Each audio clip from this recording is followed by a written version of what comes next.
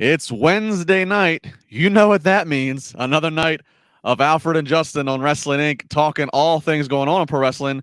And man, oh man, is there a lot to talk about. We just keep rolling out of bed just to see what the next day brings. It is that time of season. These are the weeks, these are the days and weeks that we live for when you're talking wrestling. There's the dog days of summer.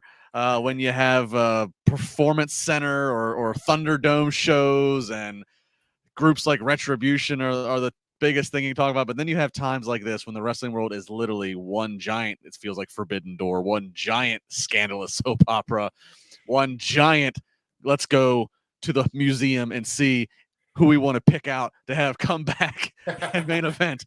That's a tease for it all, and we're going to talk about it all, as I know many of you want to. I am Justin LaBar. He is Alfred Konuwa from Forbes.com. Alfred, I'd be a fool to ask how you're doing because I know that it's probably the same as me. Excited but tired. Oh, 1,000%. Yeah, but it's good tired. You know, it's just been all these wild news stories. Really, the two biggest news stories of the year happened within 24 hours of one another, and I felt every one of those 24 hours. But it's been a lot of fun, man, seeing all this stuff that's not only the stories are big, but they just keep branching off into different things that are also pretty big. So we've been eating off this one for a while now. Yes, and of course, if you have disconnected from the world or whatever the situation may be, maybe you just got released from jail, so you didn't have access to stuff. Whatever it is, we will fill you in on all of it as a quick little tease as we let people filter in here to the live stream. It starts Monday with crazy rumors of Stone Cold Steve Austin 17 years later. Vince finally found the magic formula to get him back, not just for an appearance, but for a match at WrestleMania. Yes, you heard me right. So that was Monday night. So everybody was batshit Monday night. And then Tuesday, somehow Cody Rhodes swooped in and stole that media thunder, as he is no longer with AEW. Yes, Cody Rhodes, who was an AEW executive vice president and obviously one of the most prominent on-air talents. He and his wife no longer with AEW and basically are free to go where they want. So guess where they might be going? We're going to talk about it all. There's so many layers to this and new updates, new reporting from a lot of different sources. So we're going to get to all that. And of course, we encourage your chats, super chats, of course, come to the front of the line, but we love the entire chat room. I know the chat room has been going on for hours as they had a little Dynamite watch along. So very fun stuff there. So again, appreciate everybody coming on and joining us. Of course, make sure you do like, share, comment, do all the things. Tell a friend, tell a friend, tell a friend. That's how we make this thing grow. Kicking off with the super chats. Miss Elizabeth Crush 2022 Hall of Fame. Yeah, real quick with the Hall of Fame. So we know that the Hall of Fame, as of now, Alfred, is going to happen kind of odd. It's going to happen just after SmackDown on Friday night before the two-night Mania. So it's not going to be the traditional Hall of Fame where it has tickets sold for its, basically, if you buy a SmackDown ticket, you're going to get a bonus of Hall of Fame. So that kind of takes away the need to make Hall of Fame, I guess, maybe an event that you want to purchase tickets to. But then at the same time, this is supposed to be, as they all are, supposed to be the biggest Mania ever. It's in Jerry's world. You're in Dallas, backyard of, you're not too far from the backyard of The Undertaker. So, I would think you get like an Undertaker or something, but they haven't announced anything. Nothing. I mean, that's got to come soon. We're coming up on a month here soon. Yeah, usually not even a month, maybe a couple of months out is when they start with the Hall of Fame inductions, because they usually have fairly big classes, and now maybe they're running out of people to induct, but it's usually week after week after week leading up to WrestleMania. You see these weekly video packages of people getting inducted, and we haven't seen too much of that with the Hall of Fame for this class, so it really makes me curious. And it actually might be best case scenario to have a limited Hall of Fame class, because if you are going to do a Hall of Fame show after SmackDown, I mean, I know you've been at some of those shows live. They go on forever and ever and ever. But if they're going to have a smaller class, hopefully it doesn't, because if you're following 2 hours of SmackDown with a long Hall of Fame, that's just not going to work in terms of people leaving. I've seen people walk out of the Hall of Fame when it wasn't following SmackDown. So hopefully WWE's learned its lesson, has a short class, and is able to really build toward that Hall of Fame ceremony throughout SmackDown. I've sat on the floor of the Hall of Fame behind the talent. I've seen the talent leave before the Hall of Fame's done, just to get back to the bar before the crowd gets there at the hotel, because I was staying at the same hotel. So, yeah, it happens, and you're right. Hall of Fames are funny because I think this one's going to be on Peacock. So, you're not to the time constraint that you are if you were on USA. I think that's correct. Chat room, correct me if I'm wrong. I believe that's correct. So if it's streaming, you kind of have an infinite amount of time you can go, and these guys and girls are known sometimes to go a little long-winded. So yeah, I mean, this might be the year to keep it as a 3-person Hall of Fame, a main attraction, one single male star, maybe one female star. So we'll see. But yeah, I got to think the last big premium live event stop, obviously, on the road to Mania is this Saturday in Saudi Arabia for Elimination Chamber. I have to think after that, it is all hands on deck. You got to start announcing Hall of Fame, whatever these rumored Mania participants and matches, they got to start to pop up. So I got the next Monday going to be very interesting, I think, for WWE programming. All right, so Alfred, let's jump into this. I got to talk a little bit on Monday with Raj and Jack. I think you probably got to talk a little bit last night. So now you and I get to kind of now, as we've had a couple days to see all this unfold, let's see where we're at here. So let's start with Cody Rhodes, actually, since this is technically an AEW night here. So Cody Rhodes, he's done. This is not, everything could always potentially be a work, but he's put out an official statement. Tony's put out a statement.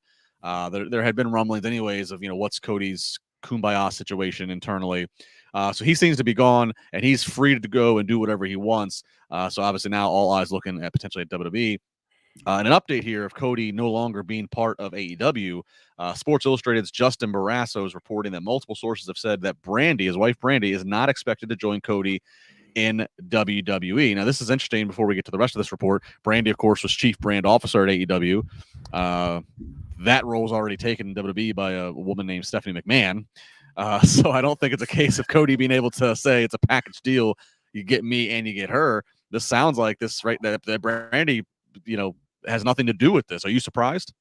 Yeah, I'm pretty surprised, but the fact that this is so unequivocal that Brandy's not coming with Cody tells me that he's probably been talking to WWE and they've hammered out a lot of what would be the details of a Cody Rhodes return. You'd figure that he just announced he's leaving AEW, so maybe he's in the early stages of talking to WWE and what that would look like. But the fact that they've already decided this, I don't know what it is with Brandy. Maybe she's just drained from wrestling. I thought she was a good performer. When she was in there given the chance, she and Dan Lambert had some very controversial, polarizing segments. But what you can't deny is that the crowds were always into him, whether they were, booing Brandy or whether they were giving her heat or whatnot. And I think that maybe Brandy Rhodes just decided to step away from pro wrestling. Maybe WWE decided we're going to do the focus on Cody Rhodes and make him into a big star. But I am very surprised that it's not going to be a packaged Cody Brandy thing, because I do think the element of Rhodes to the Top, the reality show, or I know it's not going to be happening on TNT, but having that show or some kind of reality show of what led to this moment, I think could be really big eyeballs for Peacock if WWE wanted to reappropriate something like that. So I think Brandy is a key to this whole equation. Yeah, I'm a little surprised too. I did not expect her, as I said jokingly a minute ago, but I really did not expect her to be getting any kind of office job or executive job. But she's been vocal that she, after having their child, that she wanted to get back in the ring. She wanted to be a wrestler. And I think that she can draw some heat on the mic. Again, now, what's the good kind of heat? What's the bad kind of heat? All that stuff. But but at the same time, does she have a place in the WWE women's roster? No offense to Brandy, but she's not, she's not the most skilled in-ring performer, especially when you're putting her up against what WWE has as a women's division. So I think, it's is there a place for her? Does she do some more? Does she do some training at the performance? Does she work NXT? Do they do some things to help, help prep her, to give her an opportunity later on? I don't know. We'll have to see. So stepping aside from the Brandy aspect, let's go back to Cody. So it's also said in this Sports Illustrated report that Cody could begin working for WWE as soon as this weekend, potentially visiting the WWE Performance Center in Orlando to film segments for his return. Of course, noting that he left back in 2016 after being frustrated with the lack of direction and dissatisfaction with the creative team, mainly over the Stardust character. He had requested his release, and I think it was granted a day later. But it's noted in this report that is water under the bridge, that does not expect to be a factor in the upcoming return, is that he is expected to be looked at far differently and have a different relationship with the writing team and with Vince himself. Regarding the AEW departure, Barrasso reports that another key factor in the decision was losing all responsibilities related to booking. Rhodes was originally part of the process, but Khan, as AEW's head of creative, has taken full control. So I believe being looked at differently by Vince. But if Cody's looking for more creative freedom or more creative say, I don't know if he's going to find it in Stanford. Yeah, and I'm not sure if that's what his end game is to have this creative freedom. This is eerily similar to how he left WWE. Cody is one of those guys where he has he's of the Aaron Rodgers ilk, where he has that chip on his shoulder. And if you do something and it sticks with him, he wants to prove you wrong. He wants to stick it up your you-know-what. That's what the deal was with WWE. I'm better than this Stardust crap. I'm going to show you guys that I can draw money elsewhere. That's exactly what he did, and then some. And now he hit a snag. There had to be some type of personal issue between him and Tony Khan in terms of their philosophies based on what I've read. And this looks like Cody saying, well, I'm going to show you guys that I'm worth more than you want to pay me.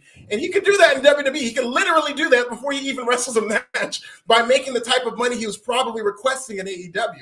So I expect, and the stuff about Vince McMahon liking Cody Rhodes does not surprise me at all, because that's just the Vince McMahon mindset in terms of that's how Drew McIntyre had to get over. He had to leave WWE, get over in TNA, get over around the country, drop buzz on the indies, and then Vince McMahon wanted him. So Cody Rhodes leaving and coming back, of course his stock is going to be higher with somebody like Vince McMahon. Bobby Lashley did the same thing. Yes. So we're going to get back to Vince and Cody and the viewership. I'm going to take a minute here to get some super chats in since they're coming in. Keith 499 back to the Hall of Fame says, would it be crazy if they inducted AJ Lee with everything happening? Who knows? Yeah, I don't. She's not going in until if and whenever Punk and WWE hash out their issues and Punk goes into a WWE Hall of Fame, which would be many years down the road. And never say never. Never say never. Back to kind of going back into the conversation here. Tony 241 499 says, I wonder if WWE fans treat Cody the same way as AEW fans boo him. Does Cody turn heel in WWE? That's a great question, because what is WWE's going to try to shape the narrative. What is the narrative here? Is Cody coming in? Are people if you're at a WWE show, you're presumably a WWE fan. Are you cheering him in excitement that this big part, both on screen and off screen, of AEW has just defected and come to WWE? Are you booing him? Like, look at this sellout. He's I'm really curious, because it is a mystery right now how the fans think of Cody Rhodes based upon the last couple months in AEW. Like, what do you think happens? That's a great question. It really is, because there really is no narrative in terms of WWE's commentary on AEW. It would be one thing if WWE ran ads every week saying, oh, this company is second rate. We don't like this company. Look at all these second rate wrestlers who couldn't make it in WWE, and they brainwashed their fans to think a certain way. Then yes, I do think Cody would get heat, but he's pretty much been persona non grata since leaving. And I do think that if he just comes back as Cody Rhodes, I think people will be inclined to cheer him. It'll be interesting to see what WWE wants its fans to do. If they bring him back in a babyface role, I do think people will cheer him. There might be, that built-in percentage of people who boo him, but I really do think that's going to be very small initially. But if they bring him back and they lean into the fact that he did go to the competition, then yes, I do think people will be on board with booing him. But I do think that it's in WWE's hands, because they have not yet brainwashed their fans as to what to think about AEW, at least not on their TV.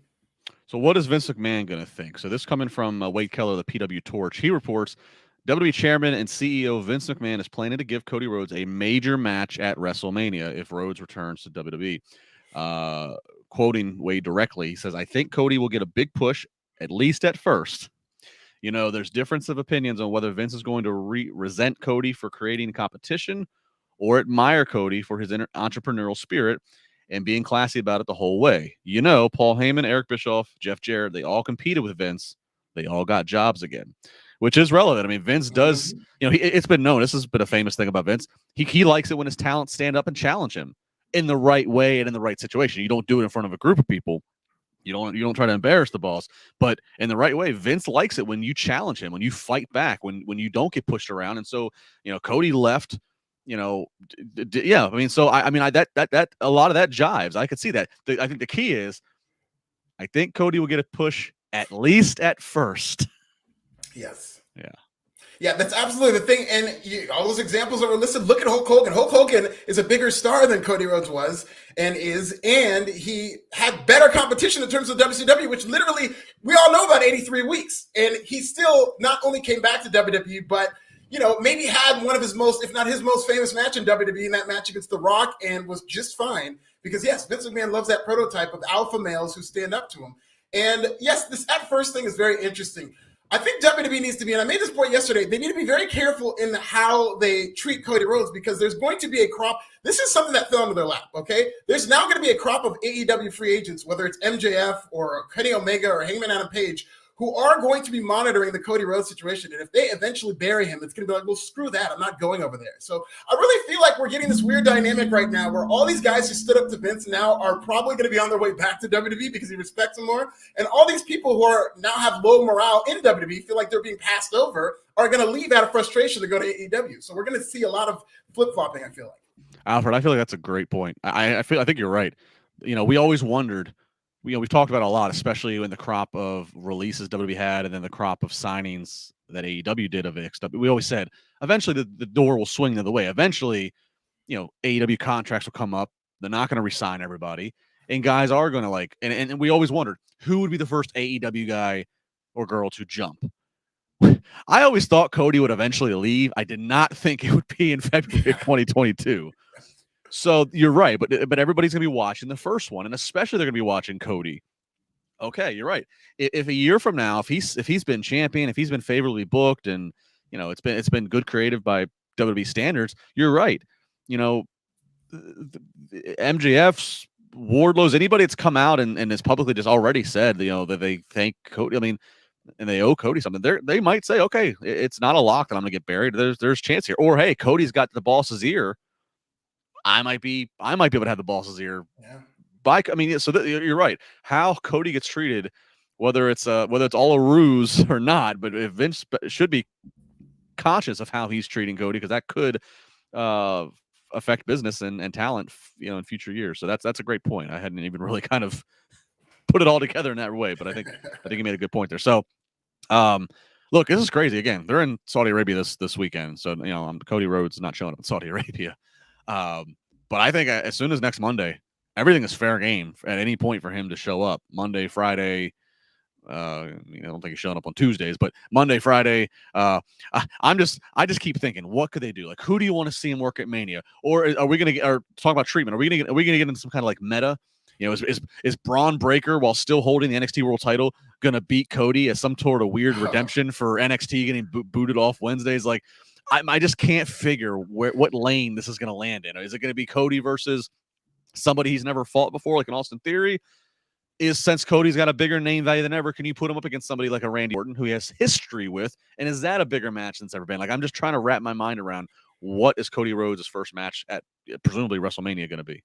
I think the most fitting match is one that I feel like has a very, very low likelihood of happening, and that's Cody Rhodes versus Triple H. I mean, if you want to make the parallels between him as an executive, him using the sledgehammer in AEW very famously, maybe he could run that back as an entrance. Maybe Triple H can take a sledgehammer to AEW for his entrance, but, Triple H does have the heart issue, and I do believe that, we might have seen the last of Triple H in the ring. You never say never with those type of things, but I hope he gets more healthy, and I think that would be the priority for Triple H. But I do think, just hypothetically, completely hypothetically, Triple H and Cody Rhodes is the money match for a WrestleMania. Yeah, I've seen that buzz and speculation, fantasy booking on social, and it's the same thing. It's the big asterisk of what's H's health. But you're right. I mean, you're essentially, without ever having to say the letters AEW, you're essentially pitting an AEW versus W. It's the closest AEW versus NXT or WWE match that you're going to get right now in current context. And you know what it would remind me of is Triple H versus Sting at WrestleMania 31, which I was there in the building, and I've never seen air be let out of a building bigger than at WrestleMania 31 in San Francisco or San Jose when that 3 count hit the mat. It's like, wait, what? And you know what? That might be the same story with Triple H and Cody Rhodes had he been healthy enough to compete. I mean, I was there too, and I remember you and I saw each other that weekend. I heard from that weekend. I always heard from reliable lines of communication that look, that they were happy to have Sting for Mania, but like the office was not impressed with Sting. Showed up not in the best of shape. Didn't even have a fake spray tan on. He was as pale as he's out there in the sunlight, pale. And so you expect the company to have him beat Triple H at Mania. So that's a whole different story. Sting looks great now. I'm glad we're seeing Sting. But Bear Hudson, super chat. Thanks, Bear. Should Cody Rhodes debut at WrestleMania or the day after? And should they book him to have a stare down with Roman Reigns on Raw? But Bear, I'll just say this before I throw it to Alfred. Cody Rhodes' stock has never been higher. You can maybe wait a week or two to let a little bit of anticipation build, but you don't hold off that long. And again, Alfred just said they have this has fallen in their lap. I mean, they're trying to pull out Stone Cold. They're trying to pull out what they can do to sell out Cowboy Stadium for 2 nights in a row, you don't forego having a Cody Rhodes WrestleMania match in this situation. 100%. I mean, I actually kind of like your idea in terms of after they come off of Saudi Arabia, really, I think the sooner the better, because you got to strike while the iron is hot. This is a big news story. It continues to be a big news story. And who knows what could happen next? We've heard that there's going to be an Austin-level surprise at WrestleMania. If that gets out, maybe that'll take the Cody Rhodes story. So you got to really strike while the iron's hot. I did say yesterday that I think WrestleMania 38 would be a good place for him to debut, but I do really regret saying that because you've got to sell these tickets. You've got to strike while the iron's hot. And the sooner they can get Cody Rhodes out there, the better. Yeah, and I'm wondering how much of the what was the current plan that was in pencil, how much of that's gonna change. And what I mean is, like, my prediction for Saturdays has been Brock Lesnar wins the Chamber, and now you have title versus title. You know, there's a lot of dynamics of having one title again, one unified title, but that's kind of just seemed like where it was going. You know, you need to have Brock versus Roman. Like, is there any way Brock can lose the Chamber and still somehow get a match with Roman? But I bring that up because if they can do that, if they can still give you the Brock-Roman match, which we know inevitably has to happen, but if somehow Brock's not the champion, if somehow Lashley or any of the other 4 out of the Chamber can become champion, what an impact to have Cody come in and be part of the other title match, because I think that was kind of the worry was if Brock is in versus Roman is not title for title, what's a big enough match for the WWE Championship? If Brock and Roman is the Universal title, what's a big match for the WWE Championship? You know, who's a big challenger for Lashley? Who's a big challenger if Orton would win it? And again, now you bring in the Cody factor. That would be huge with any of them, whether Orton, Lashley, you know, any of them, AJ. I mean, so I don't know. That'd be amazing. Yeah, and now you say about Cody challenging for the WWE title. Does he uphold the stipulation from AEW that he cannot challenge for a world title and say, "Hey, that applies to WWE too"? I mean, that'd be a fun thing for MVP and Lashley to dig up and say, "Hey, you signed a contract and said you can't compete for a world title. We looked it over, and it looks like it applies to this company too." But of course, you know, it wouldn't be like WWE to tell the stories of AEW, much like the AEW tends to do with WWE. Not here, pal. Don't think so. All right. So we will be steadily watching that. But that's not all the news involving WrestleMania and returns and surprises and speculation. Let's keep it going. And again, if you want to read in full all of this, and there's backlinks to all the different updates, Wrestling Inc. has it all. But we're giving you the highlights here. All right. So Dave Meltzer, he's noting that Stone Cold Steve Austin versus Kevin Owens is on the card for WrestleMania. However, it is currently unknown whether or not the match will be happening on night 1 or night 2 of the premium event, but the match is planned. So, I mean, like, you know, you always hear, like, when there's smoke, there's fire. There's a hell of a lot of smoke. I mean, step aside, Street Profits. There's a lot of smoke with this.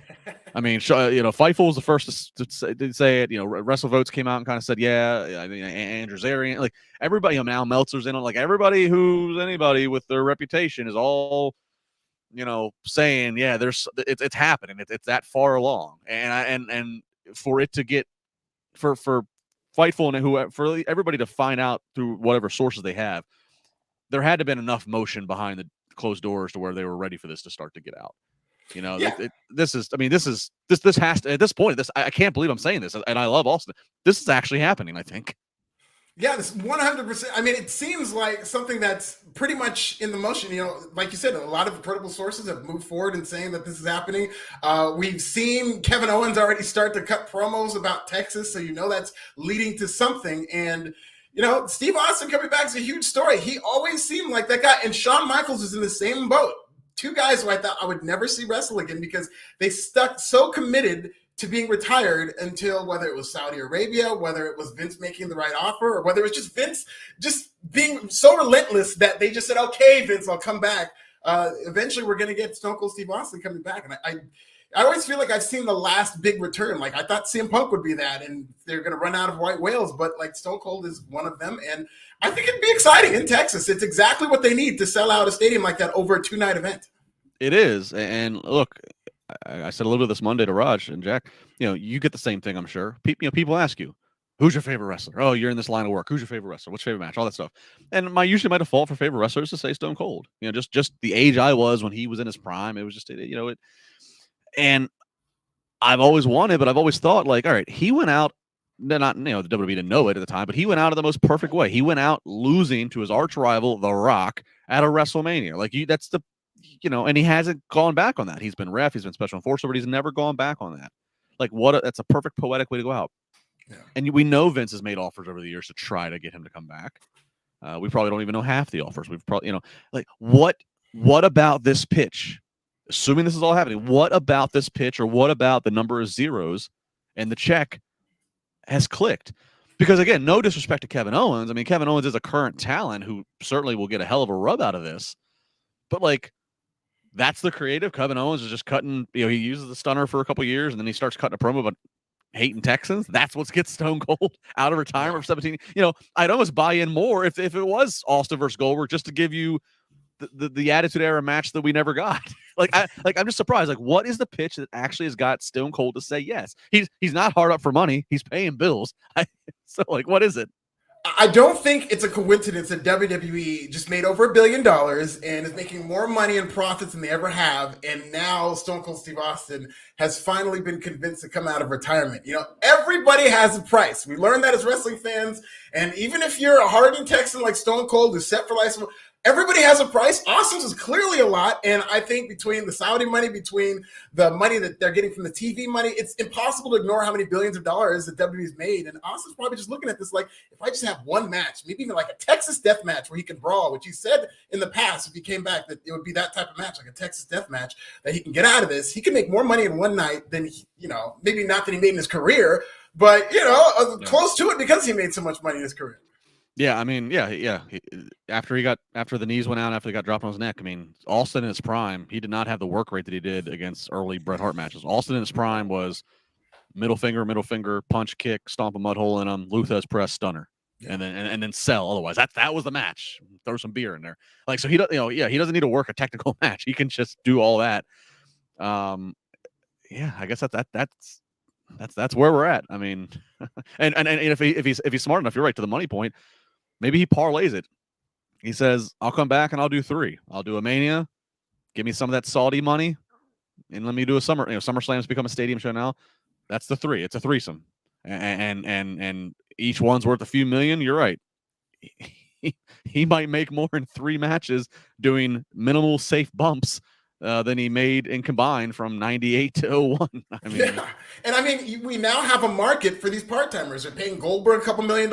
Edge has a good deal. And so now Austin can look at that and say, well, if you're paying it, and no offense to Edge, but nobody's a bigger star than Austin. So he can look at any of these guys and say, if you're paying him that, you're paying me more.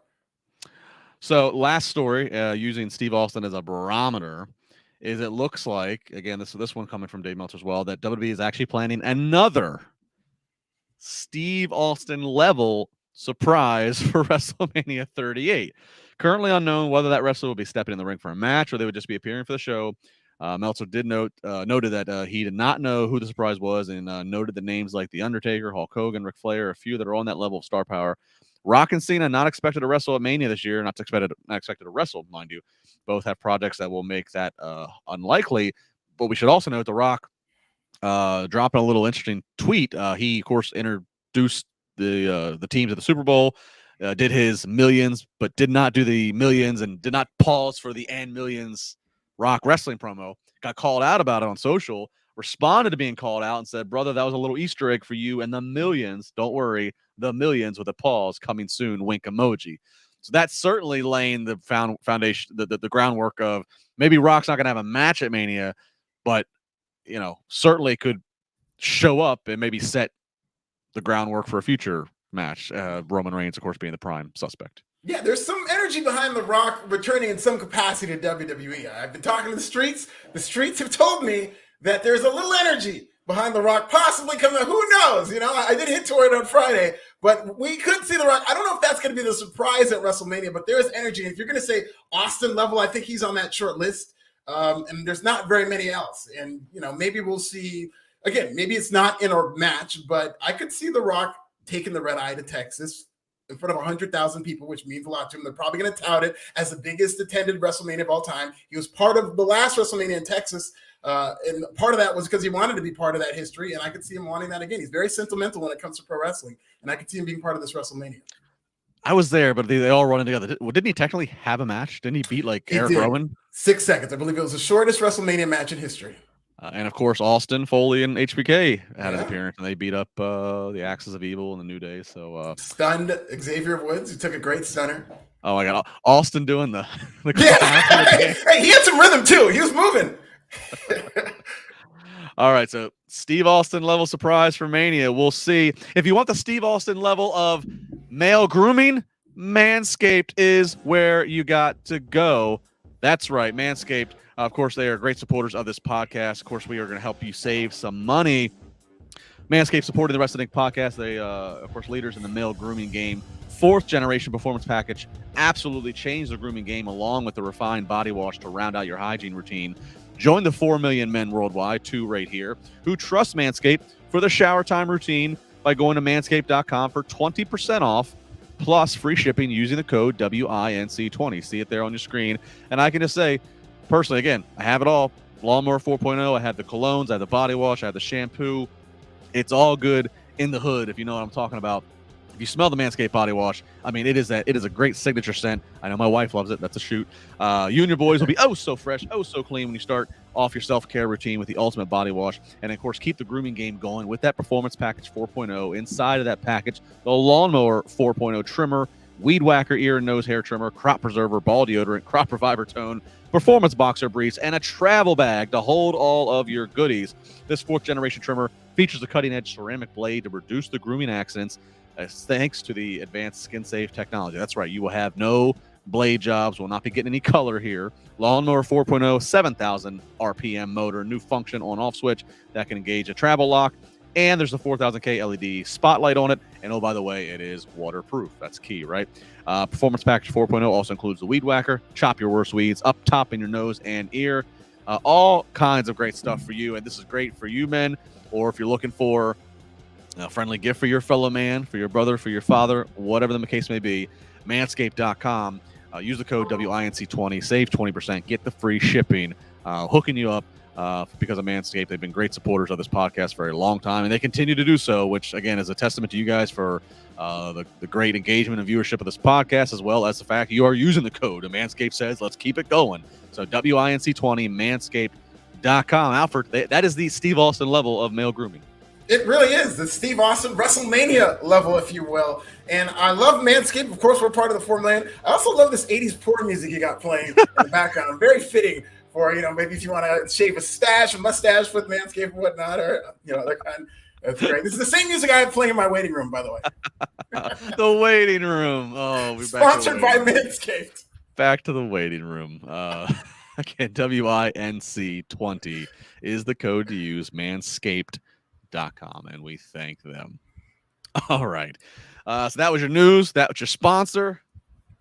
Let's get into the Wednesday night business, if you will. They are in Nashville, AEW Dynamite, and we kick it off with CM Punk in an oh-so-familiar position, sitting Indian style in the ring, cuts a promo, and it's time for him to pick the rematch with him and MJF, and he says he knows it's going to be on March 6th at Revolution in Orlando, and he looked back at some of his toughest matches in his career, the lessons that MJF needs to learn, and he opens up like a shoebox, basically, and inside of it is a dog collar. That's right, it is going to be a dog collar match against MJF, and then he has one more thing he wants to say to MJF, but he wants MJF to come out so he can say it face to face. MJF comes out, doesn't even get a word in him, and Punk shows him a picture of a young MJF at a meet and greet many years ago, meeting CM Punk, and he says, the price you pay for this meet and greet is not going to even compare to the price that you're going to pay with this ass kicking you're going to get.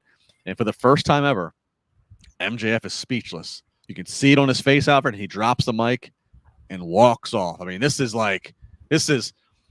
B Rabbit slaying Papa Doc in the final battle round. Just doesn't even have anything to say. Everybody from the 313. Yeah, exactly. That's a great reference. I love that.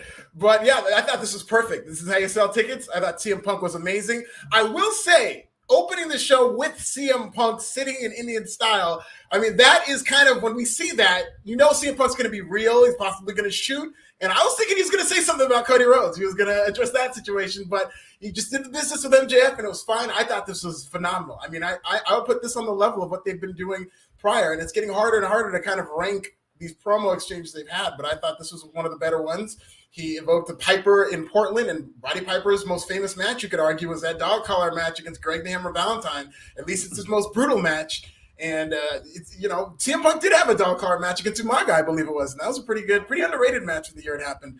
And so I'm excited to see that. I think this feud has led to the point where we need a stipulation match as potentially a blow-off for now, and that's perfect. Well, and I like, too, I skipped over this, but I'll bring it back. I like, too, that he tossed out the possibility of a cage match, but he said no.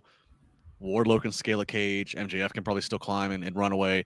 So I like the fact that it is from a psychology standpoint, MJF is tethered to Punk. He cannot escape Punk's grasp. So that's great. And you're right.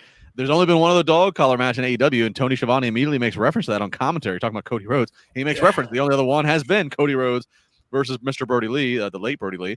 This is the first of 2 mentions that Cody Rhodes gets on commentary. The other one came in the main event sequence. So Tony Khan, at least not putting out an edict, as they might in WWE. Tony Khan not going to ignore history is history, and Cody did work here, so we can say his name. So at least until he shows up on WWE. Maybe once he shows up on WWE, okay, no more mentions. But until depending what he has to say when he's in WWE, in character. Correct. This is Tuck Craft. Justin and Alfred are like Stephen A. and Max. You should never break them. Let's go. All right. We're better than Stephen A. and Max. No, shout out to those guys. Those guys. I agree. They should have never broken them up, by the way. You know what? I know Stephen A. gets a lot of people hate on Stephen A. I'm like, well, that's what he wants. I think Stephen A. is very good at what he does. So if you're healing Stephen A., he's working you. That's all. The reason he's the highest paid man in ESPN. Yes, sir. All right. The first match we get is Bryan Danielson versus Lee Moriarty, and this is the theme here. Is Bryan just does not respect Lee. Won't shake his hand, and it's just showing him no respect for the first part of the match. If you like hard kicks, hard elbows, hard forearms, this is the match for you. These two guys, while on the mat, trading these shots, bring the crowd to their feet. So that should tell you something. It ended up being Bryan knocks Lee out and then puts him in a submission hold while flexing, so just rubbing kind of salt in the wound. Bryan gets the win. No surprise here, but great showing for Lee Moriarty. Bryan then gets on the mic. He says he wants an answer from Moxley. If you recall, he has a proposition for him, Moxley, to be the most dangerous tag team, to be the force that could just tear through AEW. Mox comes out, tells the history of working Bryan Danielson over a decade ago on indie shows, and that Bryan's been the dragon he never got to slay. But then Mox says, it's kind of interesting. This guy, he wants to be my tag partner. I think that's because you might be scared to stand across the ring, so you want to just stand beside me. And basically, Mox ends it with a great closing line. He says, "I'm not saying no, but I'm not saying yes. I don't stand by anybody until I bleed with him." Alfred saying we gotta go the distance and get dirty before you have my respected team with me. That is so badass. I love this promo. It's like one of that old saying, you want to run through a wall for somebody. This is the type of promo you can cut to like a college football team. Like, I'm not standing with anybody until they bleed with me. Let's go out there and bleed. And it was just like, I wanted to see that match right now. I thought this was great by Moxley. And, it overshadowed what I thought was a great match between Bryan Danielson and Lee Moriarty, where I'm so glad that you brought that up, that when they were on the mat, they brought the crowd to its feet. And I don't think enough wrestlers know how to master that, to be entertaining while you're doing the submission and rolling. Usually they use that to kind of settle the crowd down. It's usually not a high spot, if you will. But what they were doing on the mat, where they were both on their heads and like the octopus hold or whatever you want to call that, I thought it was amazing. And they really got creative with this. You could just tell Bryan Danielson is having some of the most fun he's ever had in wrestling, because he just got this creative license. And Lee Moriarty is one of these guys he's really excited about, both in front and behind the camera. And they did a great job. I loved it. Yeah, the old saying is, once guys getting a little blown up or they need to cool the audience back down, it's grab a hold, brother. Yeah. But these guys were in a hold. They were doing some of the most physical work that they did the entire match. Yeah, really great match. And yeah, I agree. This is like, I'm assuming Mox wrote this again. It's pretty well documented at this point that AEW is pretty free and loose to let the talents write their stuff here. That's a great line. I don't stand by the side of anybody until we bleed together. That's just that's there. So this is a story. It's got a lot of levels to it. It's gonna play out over time. So we'll stay tuned with that. We get Wardlow versus Max Caster. This is a qualifying for the Face of the Revolution ladder match, and Max Caster rapping his way to the ring. The biggest highlight was calling Wardlow MJF's bitch boy. Yeah, and take some shots at hot chicken in Tennessee, which, listen, I've never had Tennessee hot chicken. I will have it when I'm in Tennessee for SummerSlam, but I have had Tennessee hot chicken like in LA and outside of that, and it's always fire. Even KFC has fire Tennessee hot chicken, so I resented that, but I thought the freestyle was very good. He also had a DaBaby reference that went over everybody's. Yes. I don't think DaBaby is very hot in Tennessee or even AEW for that matter, but I got the reference. It's very current and topical. DaBaby did beat up Danny Lay's boyfriend in the bowling alley, so I appreciated it, but, a little too rich for a lot of these people's blood, I think. I call it too. Yeah, he would have been better off maybe making like a trying to who's the country star that got caught dropping the N-word? There's a country star. Morgan. I know what you're talking about.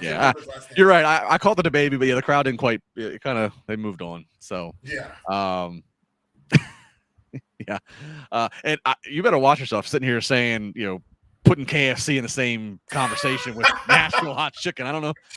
No, they do have a version. It is inferior. I would imagine it's inferior to the actual authentic Nashville hot chicken. And when I have it, I will take that back. But I'm just saying, Tennessee hot chicken is so good, even KFC can pull it off. That's what I'm saying. Mm-hmm. Thank you for the super sticker. There's another one in here. Zachary Della99 setting up a blood and guts match. Mox and Brian.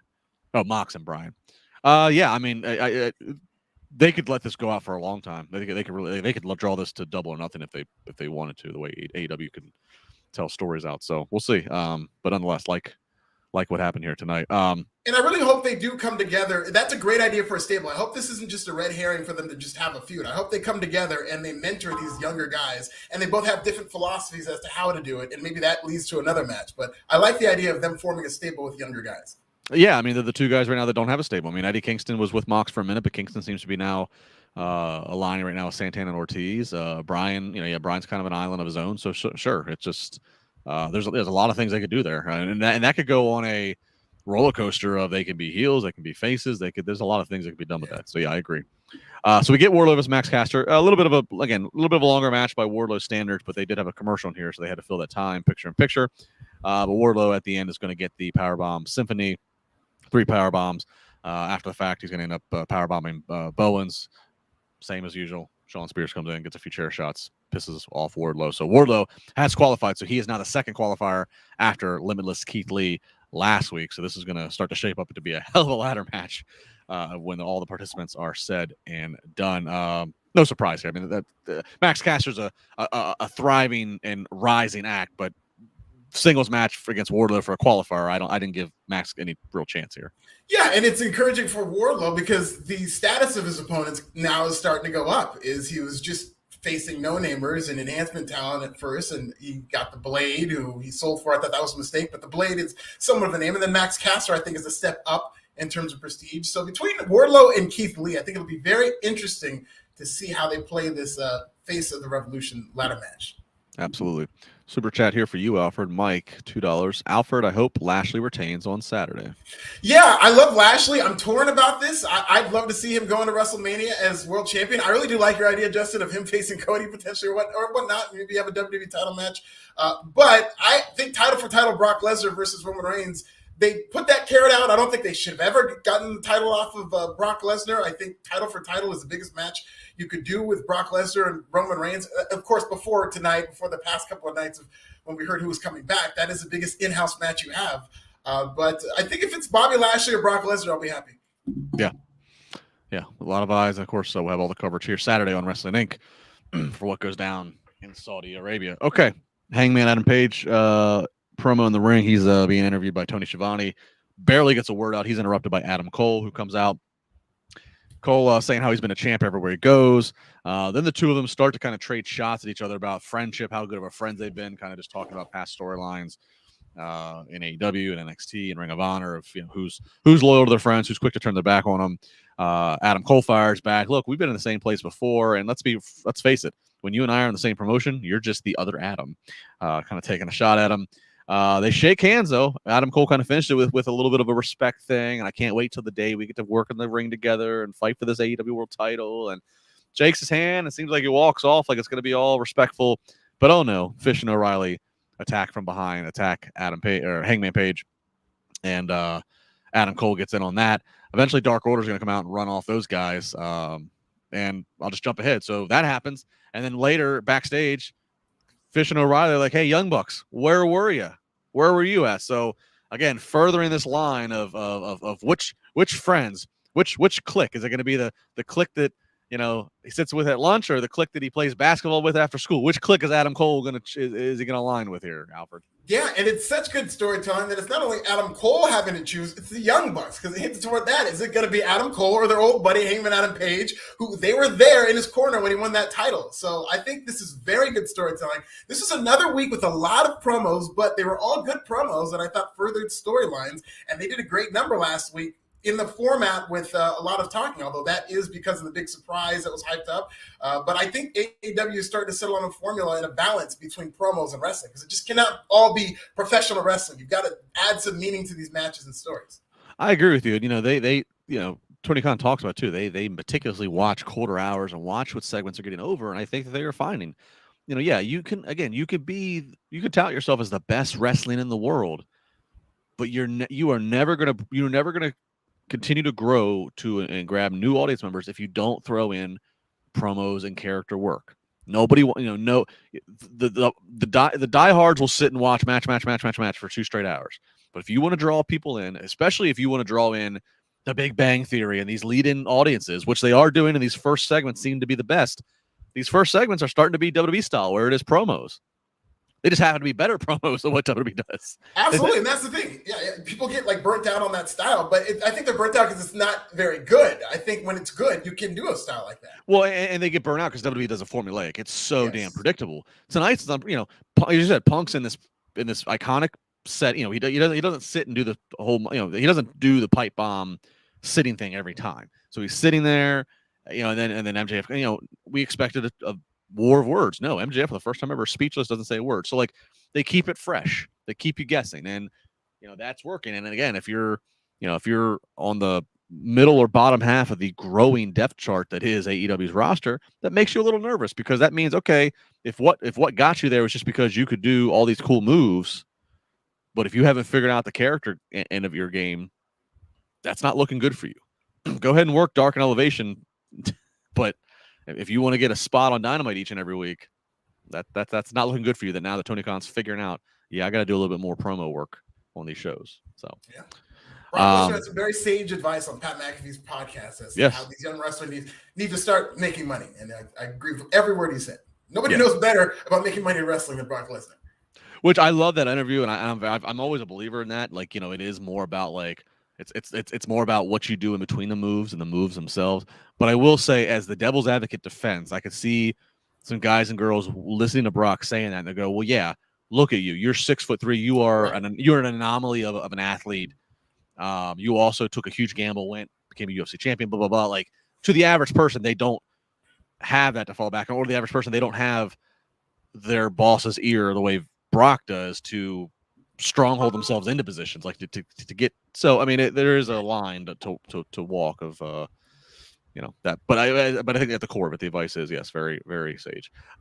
Zachary back on the super chat. My only critique with AEW has always been there isn't many character driven wrestlers. If they master the mix of character and wrestling, AEW is perfect. I think they are doing more characters.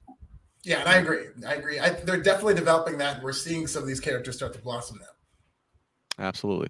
All right, so we get Chris Jericho and Jake Hager up against Santana and Ortiz. Eddie Kingston's out there with Santana and Ortiz. You get a pretty good false finish here with the Street Sweepers hit on Jericho, but then finally Jericho does counter one of the guys, gets him in a lion tamer on Santana. Santana makes it to the ropes, so another false finish, and then finally Eddie Kingston's up on the apron. Jericho's distracted by that, drop kicks Kingston, but that then allows him to drop his guard to the point of where he gets hit with a discus lariat by Santana, and Santana gets the pinfall on Chris Jericho. So big win for Santana and Ortiz, getting the pin essentially clean on Jericho. It wasn't, there was no, that's what it is. So I'm a little surprised by this, Alfred. I expected Hager just to turn on Jericho and it just to be a big ambush. I'm surprised this was a legitimate match and that Chris Jericho took the L.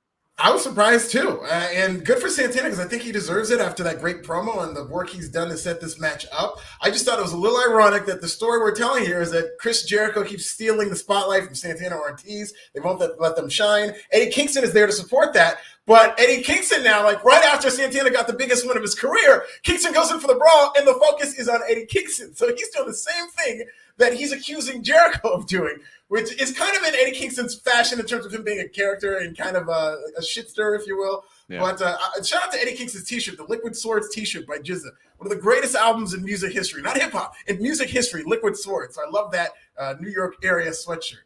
Wow, look at Alfred, music history. Hell yeah. That's bold. All right. Yeah, I'm very interested, and I don't even know how to articulate it fully. I'm very interested in what an Eddie Kingston versus Chris Jericho match is going to look like. I mean, you couldn't find two completely different. You have Chris Jericho, who has been in the business for 30 years. Much of it he's been on top of wherever he's been, reinvented himself. Comes from his father was an NHL player, so he comes from a middle to upper class family of athletes, and then you have Eddie Kingston, who a tremendous piece that he penned in the Players Tribune months ago in the fall, who's been on the brink of death and brink of just bankrupt and mental health and has never had a national TV contract, the promotion, so until now. So where these two will collide, I'm intrigued by. Yeah, and I'm just as intrigued as a promo, like a formal in the ring on the mic promo between just Jericho and Eddie Kingston. I think it'd be great. I think they've built up a lot of ammo just over the past several weeks of what's happened. Yeah, because you could hear in so many words Kingston saying, don't bring that scripted, funny catchphrase shit here. That's take your list somewhere else. Take your your whatever phrases you get to trend. Take it somewhere else. All right, we get the women's action tonight. This is a hell of a women's match. I'm going to start off with this. This is Mercedes Martinez, mercenary for Dr. Britt Baker, out there against Thunder Rosa. This is I don't know if the official stipulation was anything goes, but it's AEW, anything goes. ECW rules. Mercedes Martinez doesn't even get in the ring. She comes out, she's got a lead pipe. She doesn't even get in the ring. She gets to the bottom of the ramp and just turns around and just to wait for Thunder Rosa, which I think is pretty badass. The only thing that would have been more badass is to stay up on the stage and just wait outside the tunnel. This is pretty badass. So she's got a lead pipe. Thunder Rosa comes out with a chair. So they come out. They start swinging swords at each other here. They fight into the crowd. Then they get back into the ring. They prop a table up towards the apron.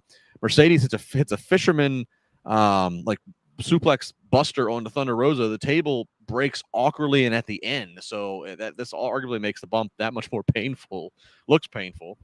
Thunder Rosa also takes a nasty German off the ropes, off the turnbuckle, and then then Mercedes tries to follow it up with an elbow drop, but she slips as she's trying to catapult herself off the top rope, which actually makes the elbow a little bit more deadly because she just didn't even have time really to aim and protect. It was just kind of like a line drive elbow is the best way I can describe it. There was not any air or any chance of protection. It was just a line drive elbow as she slips. It looked brutal. Commentary sold it as it looks like that might have made that elbow more dangerous.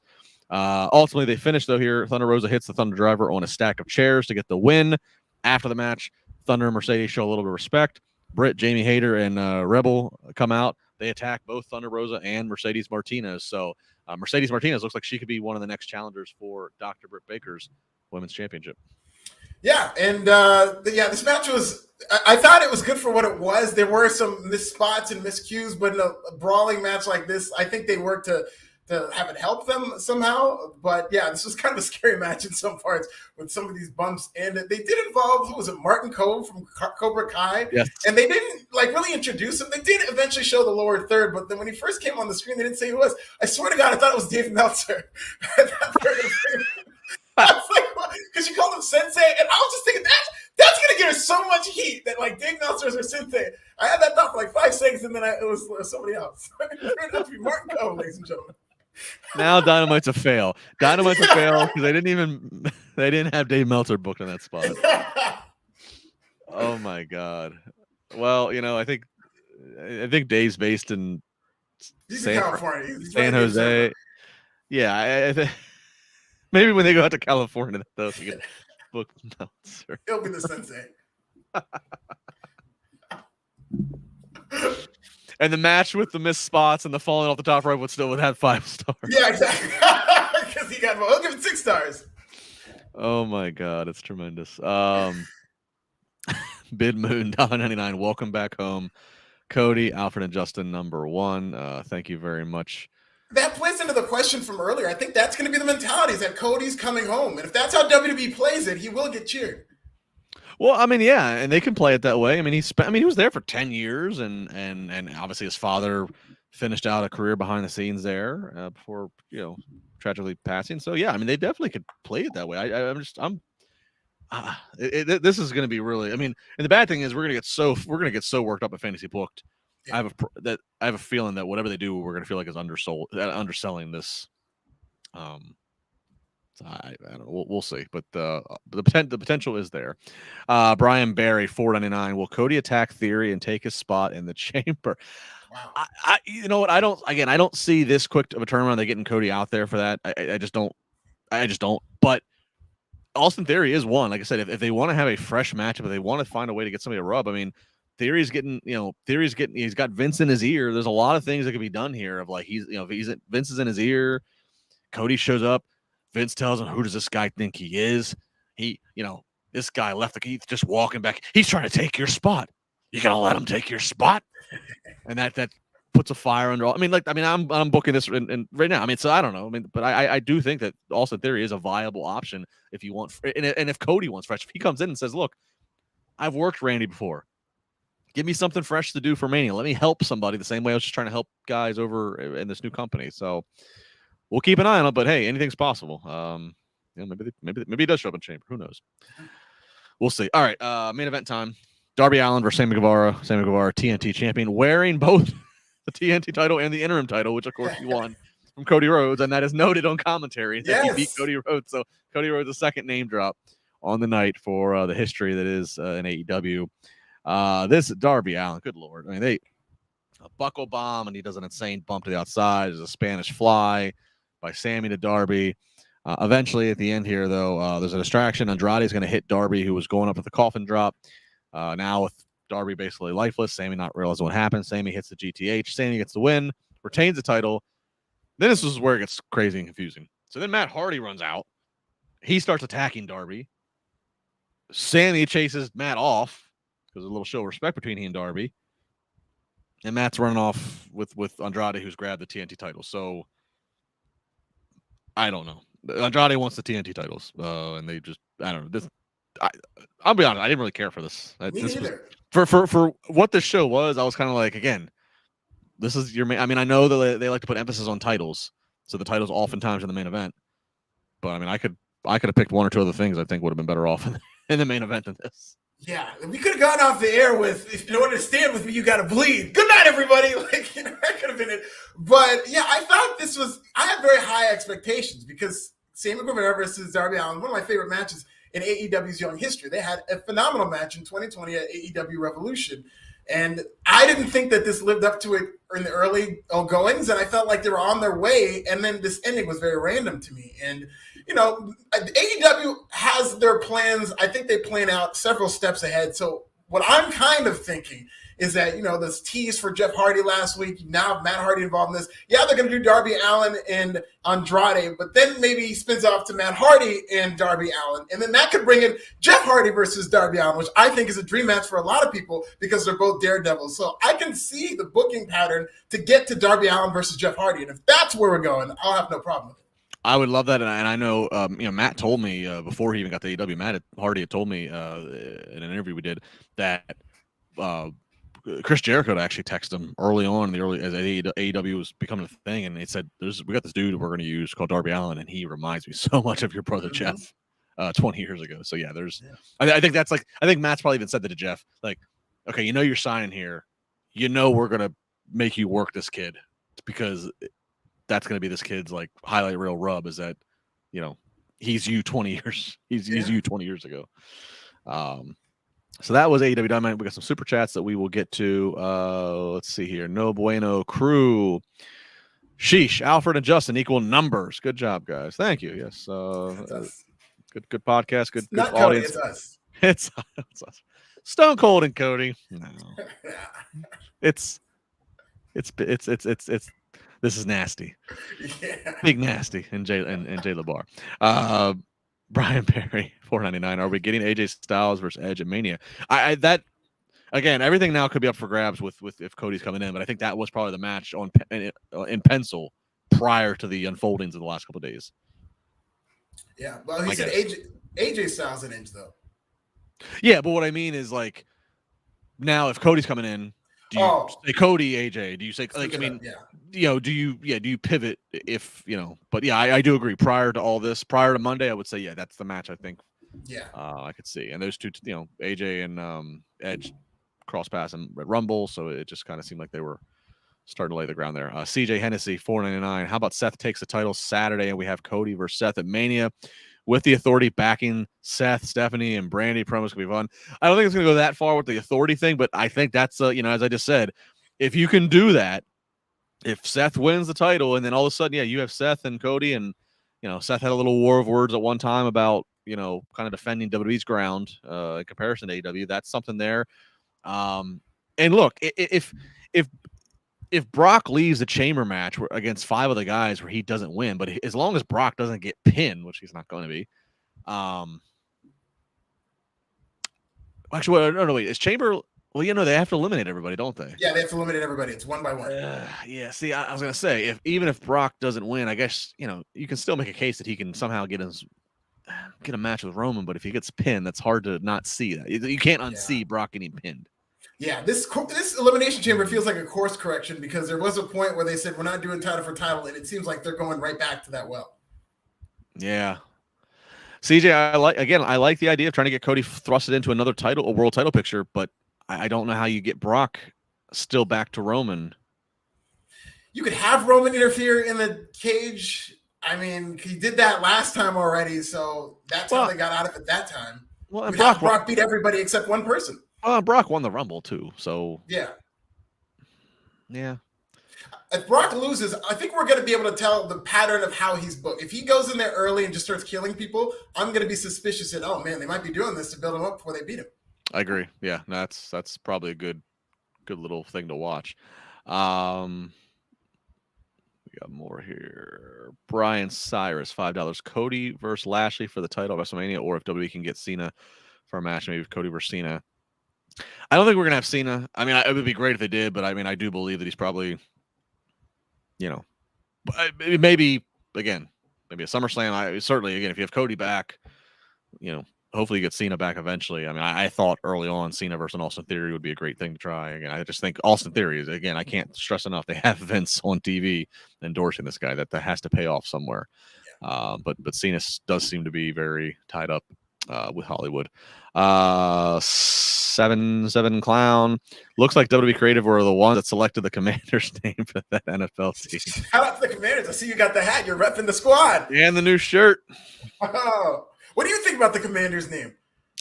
I mean, it is what it is. It's all right. So, it's been Redskins my whole life. Okay, we need to move on and not use that name. I don't know. I grew to understand, and I grew to just get used to Washington football team. That's only been 2 years. By the time fall rolls around, I'll be used to this. I'll be even more used to it if they win. If they just win, I'll be, if they win and they can get Dan Snyder out of the, I think this will be. It'll be Commanders will be a glowing era if we can start winning, get to the playoffs, and consistently, and get Dan Snyder out of the ownership box. Commanders will be a great bright spot in the history of the franchise. That's one quarterback away. Joe Burrow showed us you're just one quarterback away from turning it all around. Here we go.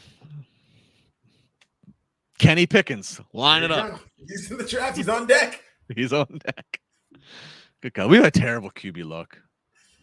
Trading draft picks to get RG3. Dwayne Haskins had Kirk Cousins. He goes to Minnesota. It's just Zachary throwing in Bullet Club history. AJ versus Cody. Yeah, that's there. I like that actually. They don't even have to fight each other. They can originally be, an alliance. And WWE has shown reverence to the Bullet Club. This is something you could pull Finn Balor out of obscurity to come do. Whenever they throw that up, people will lose their minds. WWE sent out a cease and desist to protect that. They have a reverence toward that Bullet Club and the too sweet kind of incestuous nature of that. Jerry McDivitt on the case. Yeah. Brian Barry, $4.99. What if Brock costs Reigns the title against Goldberg? Brian, if that happens, I'm going to be I'm fine with Roman Reigns versus Goldberg. It's a match they didn't get to do because of the pandemic happened and then thwarted Mania plans. So I'm fine with you need marquee for Saudi. Do one of the fresh marquees you've never done. Battle the Spears. Roman Reigns needs to Goldberg. I said this last Friday on Busted Open, and I think Roman even said something similar to it on his promo. Like, this needs to be Roman Reigns doing to Goldberg what Goldberg made a career out of. This needs to be short, impactful, and if this is Goldberg's last match, if this in fact is it, he needs to do what you do, which is you go out, looking at the lights, making it better for somebody if better on. I mean, that's what this should be. Now, if Goldberg's all of a sudden in the running to have a Stone Cold Steve Austin match, a sentence I cannot believe I'm saying in 2022, but if that's the situation, okay, I can see that maybe Goldberg's not going to get squashed, but yeah, but I mean, that would be a sad state of affairs in WWE if that's the booking mentality, just based on how they built up Roman Reigns, is that Brock or Goldberg versus Austin, this nostalgic match is going to take precedent over what really is your biggest star in a full-time era that you've built up, and I just think that would be a mistake. But I will say that our friend NYC Demon Diva Issa would go viral reacting to a Goldberg over Roman Reigns result. I think her following would triple if they let Goldberg beat Roman Reigns. I would pay money to see that reaction because she would not be happy with that. Yeah, she'd be on a spree for sure. Drake Hawk 3, thanks for the love and the money for the super chats. Brian Barry, remember Fiend versus Goldberg? Yes, all too well. I think Wyndham remembers it well.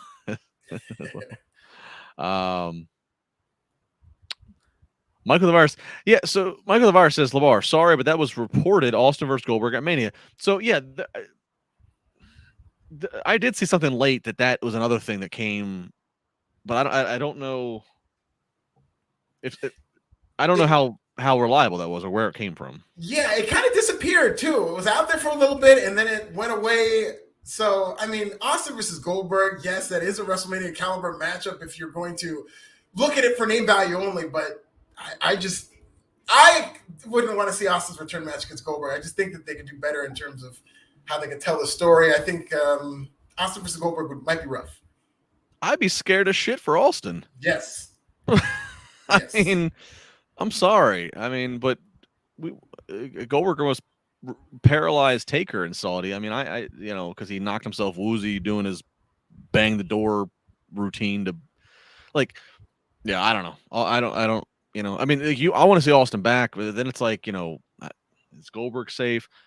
Brock just said the one guy he never got to work with Austin, and Austin, of course, that's the famous night that he walked out when he was supposed to do the job to Brock in an unadvertised Raw match. So, like, Brock and Austin's probably the biggest. Brock versus Austin is the biggest money match that's never happened anywhere in the world that WWE still has. If it's, because the two guys are still alive and still associated with the company. I can't imagine Stone Cold taking German suplexes. Yeah, but that's the biggest. That is the biggest money match you have. Or next to that, if Austin's back in the game, Austin versus Cena. Like, these are the biggest money matches you have. If Austin is suddenly on the table again, you have some crazy money matches. But I just have a hard time predicting Austin working with Brock at the intensity and level that Brock. Not that Brock wouldn't try to take care of him, but Brock just works at an intense level. That's just what he does. So. Yeah. I like the idea of Austin and Kevin Owens, not only because of the Texas thing, but also they use the stunner. And then Kevin Owens, most importantly, would take care of Stone Cold Steve Austin. If nothing else, he's a pro and he's one of the best who's ever done it. But also, he has this reverence for Steve Austin that he would not allow himself to hurt him. Zachary Donna, I want McIntyre to dethrone Roman at SummerSlam. Okay, that's interesting. Yeah, Drew's kind of falling back, and he's kind of falling back in the middle of the pack right now. Yeah. John Cena's bald spot. How about Cody versus AJ and Theory versus Edge? Again, they're all movable pieces right now. All right, is there any other super chats? Somebody just said, did I miss some super chats? I thought I had them all. Yeah, I thought I had them all. I'm going back through here real quick. I think I have them all. So, yeah, I think I got them all. So hopefully I got them all. Stop being a heel. Yeah, sorry. It's a good problem to have. A lot of super chats coming in. Yeah. All right. I I missed Oz. What do you mean? I missed Oz. What did Oz say that I missed? Is that $1.99 super sticker? I thought we got to that. I thought I did. Hang on, Oz. I'll get you. Hang on. That's one complaint I have is I wish that I wish I could move the super chats over to like a certain folder. Oh, sorry. That's Sorry for all the super chats. Never apologize for that. Riddle and Goldberg. Well, that's the one. Yeah, we definitely want that. Yeah. Riddle Goldberg, Riddle Lesnar. I love that they panned to Riddle's reaction when Brock Lesnar hit the ring for the Royal Rumble. That was great. Which I'm kind of surprised I leaned into that and did that. Yeah. You know. Sorry about the super chats. Do y'all think it's the biggest Mania that's happened in a while? It could be. I mean, ask us this in like a month. You know, when the card is set. You know, ask me that. But right now, again, with all that's happened in the last 48 hours, this could be, you know, it could be the biggest. Could be monumental. It has the ingredients. If what we're hearing is true, which I have no reason to believe it's not, it has the ingredients to be the biggest Mania ever. Oz says that's okay. Oz, real quick before we get off, send it. I'm watching the chat right now. Send it one more time. If whatever you sent, if I missed it, I'm sorry. Yeah, I mean, this has the potential, and again, it has to be. The 2 nights. You know, they're not. It's not 100,000 seats once they, you know, erect the stage and everything like that. But this is going to be to do 2. I mean, it was huge when they did Dallas for Mania 32. So to do 2 nights, yeah, and it's crazy. Like just 2-3 weeks ago, it was you know, it was like, how are they going to do this? They have nothing. And then now we're talking about Stone Cold Steve Austin, Cody Rhodes, and all of this. Bernie from DC says, Oz, a super chat from earlier. Elimination Chamber is looking good this year. I'm happy that Cody Rhodes is out of the AEW. I hate when someone uses politics to never turn heel. Shake my head. It's going to be a fascinating documentary one day, or a fascinating shoot interview the day that Cody opens up about his side of things. From the AEW departure and return to WWE. This, you know, this right now could be a great WWE 24/7 for Peacock. Austin's impending return can make a great 24/7. I hope the documentary crews are out doing their jobs right now, because I need Rhodes to the top. It could be a great reality show. Rhodes to WWE. You could document what's going on and have him tell his side of the story. But there's a lot of money in that. I agree. He could go on the Broken Skull sessions, or they have to have. I think there's money in Cody Rhodes sitting down and talking about why he came to WWE, and also acknowledging his past and where he was before. They can try to edit and get around saying AEW, but there is a lot of interest in that. I hope they don't just gloss over that. Well, they let Jericho say AEW, and to that point, let's have Cody Rhodes on the Broken Skull sessions. That's what the people want. Let's do it. That's what the people want. Yeah, this is going to be a fascinating couple weeks ahead of us here. So we'll see what happens. It's going to be fun. Again, make sure you stick with Wrestling Inc. podcast literally every single night. So much going on. Zachary, I think Riddle could be built up this year. He's young, talented, super charismatic. Guy is phenomenal. I think Riddle is a hard-hitting face.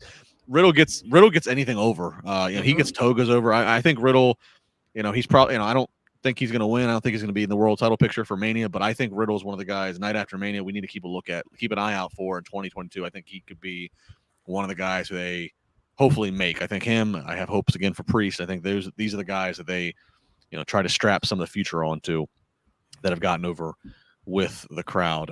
John Cena's bald spot like Owens, but if this is a one-off for Austin, it's a real letdown if he doesn't fight Brock or Cena. Yeah, and to that point, so I said maybe whatever number Vince might have got his attention, like I said, bundle it up, make it a Mania, Saudi, SummerSlam kind of bundle here. Get an Owens, get a Goldberg, get a whoever, I don't know. There's a universe we could see Austin and The Rock, and whether it's 2023, 2024, who knows? But it's unlikely. But there's a universe we could see that. Wow. I mean, like, just again, fantasy booking. I mean, there's a universe then of. You could have The Rock and Roman versus Brock and Austin.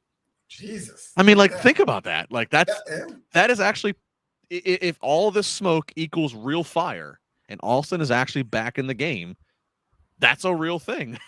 They're all under contract with WWE. They can book it. It's the best match money can buy. Oh, my God. Well, Wow, I don't even know. It's kind of to Demon Diva, NYC Demon Diva. It's that would give her great ladywood, I think. Yes, it absolutely would. All right. Last super. Jesus, what this? Let's go. We're drawing money, Justin. I'm not saying no to the money. We'll be here all night. RK Bro versus AJ and Cody Bullet Club. Yeah, I mean, again, this is nuts, but there's so much potential, and it's crazy because we're all fantasy booking, and they might underperform. We'll see. It's all there. It's all there. But we'll see. All right. If that's the night, if we're all done, if last call's been done, if the drinks are done being served, don't have to go home, but you can't stay here. If that's that, thank you to all of you. Again, like, share, comment, do what you got to do. We love it. Really appreciate it. I think this is now the time, especially if you want to tell a friend to get on board to checking out these podcasts. Now is the time, because I think we're going to have a lot of things to talk about that might even gravitate to the most casual lapsed fan. And you start talking about Stone Cold Steve Austin and The Rock and these names. So please share. We really appreciate it. You guys are what makes this all happen, keeps the sponsors coming, keeps the positive vibes. Alfred, what's going on in Forbes? You have no shortage of things to talk about right now. Everything's going on. You read about Austin and Cody, and got Dynamite coverage, and whatever breaks about this WrestleMania level surprise. I'm sure I'll be very busy over the next weekend, and I love it. And I love times like this. It's WrestleMania season. And let me shill a little bit for Alfred's Pro Wrestling Bits. He has a new bit of Cody versus Tony Khan and Divorce Court. That's right. Yes, AEW Divorce Court. Love it. YouTube Pro Wrestling Bits. Yeah, there's some stuff about Cody in Austin there as well. I'm very proud of that work. Check that out. I'm at Justin LaBar. You can next hear my soothing voice Friday morning on Busted Open with Dave LaGreca and Mark Henry. Gee, what will we talk about? I don't know. So we'll banter about all that's happening. And who knows what can happen? That's Friday at 10 a.m. Who the hell knows what can happen between now and then? So, still got a couple days. Yeah, still a couple days. So check them out there. And then I'll be back next Monday with Raj and Jack. Who knows what can happen next Monday on Raw. So stay subscribed. Stay tuned. We appreciate everybody, all the love, all the super chats. Be safe. Be good. We'll talk to you next week.